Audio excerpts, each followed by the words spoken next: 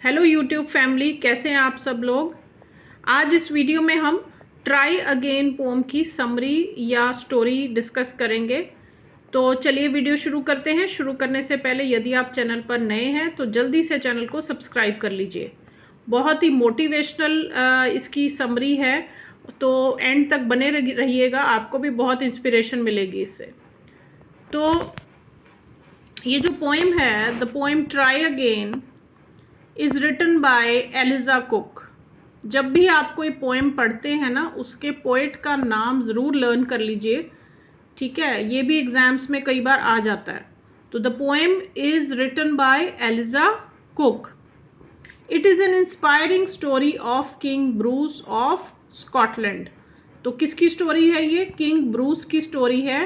कहाँ का किंग था वो? स्कॉटलैंड का। The king is feeling sad and defeated after failing multiple times to achieve an important goal. तो पोएम के बिगनिंग में क्या होता है कि जो किंग है, King Bruce, he is feeling very sad and defeated. हारा हुआ महसूस कर रहा है वो अपने आप को। क्यों? क्योंकि बहुत सारे एफर्ट्स करने के बाद भी वो एक ऐसा गोल है उसके माइंड में जिसको वो अचीव नहीं कर सका है। While sitting alone, he watches a spider. तो अकेला बैठा हुआ है, बहुत उदास भी है, और एकदम से वो क्या देखता है? एक स्पाइडर को देखता है।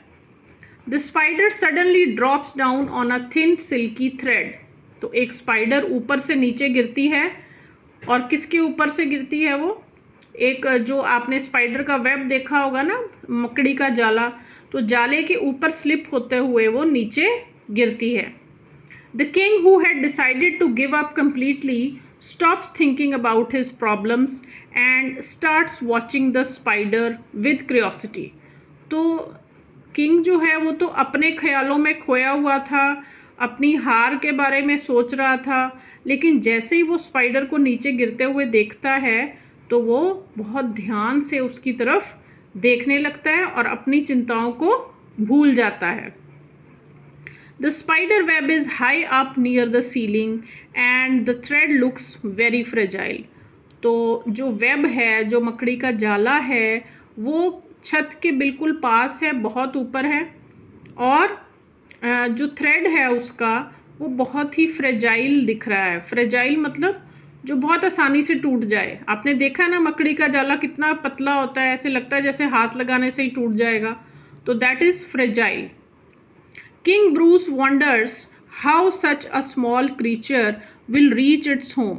तो किंग ब्रूस सोच रहा है कि ये गिर गई है नीचे और इतनी ऊपर इसका वेब है, ये कैसे पहुंचेगी ऊपर। The spider starts climbing the thread, holding on tightly and moving upward with great effort. तो स्पाइडर गिरती है नीचे, लेकिन फिर से उठती है और फिर से उस थ्रेड के थ्रू ऊपर चढ़ना शुरू कर देती है। However, it slips and falls back to the ground. एक बार फिर से वो नीचे गिर जाती है। But without stopping and taking rest or complaining. हम लोग क्या करते हैं? 2 बार हार गए तो तीसरी बार हम क्या करते हैं? हम कहते हैं अब थोड़ा रेस्ट कर लें, या हम हार मान जाते हैं, या हम कंप्लेंट्स करने लगते हैं कि क्यों नहीं हो रहा है, इसलिए नहीं हो रहा है, उसलिए नहीं हो रहा है। तो लेकिन जो स्पाइडर है वो ना तो रेस्ट करती है, ना कंप्लेंट करती है, और दोबारा से फिर चढ़ना शुरू कर देती है, लेकिन फॉल्स डाउन अगेन, लेकिन फिर तीसरी बार नीचे गिर जाती है। The spider feels dizzy and weak. अब 3 बार गिरने के बाद it is feeling weak. This shows the spider's determination and will power. लेकिन गिरने के बाद भी उसकी विल पावर और डिटर्मिनेशन कम नहीं हो रही है। After resting for some time the spider climbs up again. एक बार फिर से थोड़ा सा वेट करके, थोड़ा सा रेस्ट करके फिर से चढ़ने की कोशिश करती है। This time it reaches a bit higher. अब इस बार जो है वो थोड़ा सा और आगे तक, ऊपर तक पहुंच जाती है। But despite making progress the spider falls again. लेकिन इतनी मेहनत करने के बाद, थोड़ा आगे जल चढ़ने के बाद फिर से एक बार गिर जाती है। This way the spider makes 9 brave tries, each ending in a falls. तो इस प्रकार से वो 9 बार चढ़ती है और गिरती है। The king thinks the spider is foolish and will stop trying. तो किंग सोचता है ये तो बेवकूफ़ है, फुलिश है, इसको समझ में ही नहीं आ रहा कि इतनी बार गिर चुकी है, इसको ये छोड़ देना चाहिए। But despite the Kings doubts the spider tries again. अब लेकिन किंग तो सोच रहा है कि इसको छोड़ देना चाहिए, लेकिन वो फिर से ऊपर चढ़ना शुरू करती है। And the spider is now just a foot away from its web. अब इतनी ऊपर पहुंच गई है कि सिर्फ 1 फीट की दूरी उसके वेब से रह गई है। Moving slowly and steadily inch by inch it climbs higher. अब थोड़ा और धीरे धीरे करके हल्का हल्का आगे बढ़ती है और ऊपर चढ़ती जाती है। And with a final brave effort it reaches its web, और अल्टीमेटली अपने वेब पे पहुंच जाती है। King Bruce is thrilled by the spider success and shouts bravo bravo. तो किंग ब्रूस जो है बड़ा खुश हो जाता है देख के और ऊंची ऊंची चिल्लाने लगता है bravo bravo. He gets inspired by the spider, और बहुत उसको इंस्पिरेशन मिलती है उस स्पाइडर से। He realises that if a tiny spider can succeed he too can try again. तो वो सोचता है कि अगर ये छोटी सी स्पाइडर इतनी मेहनत करके सक्सेस प्राप्त कर सकती है तो मैं क्यों नहीं कर सकता, मुझे भी दोबारा से ट्राई करना चाहिए। The spider's example gives him a new hope and determination to continue his efforts. तो स्पाइडर के एग्जाम्पल से उसे बहुत इंस्पिरेशन, बहुत होप और डिटर्मिनेशन मिल जाती है।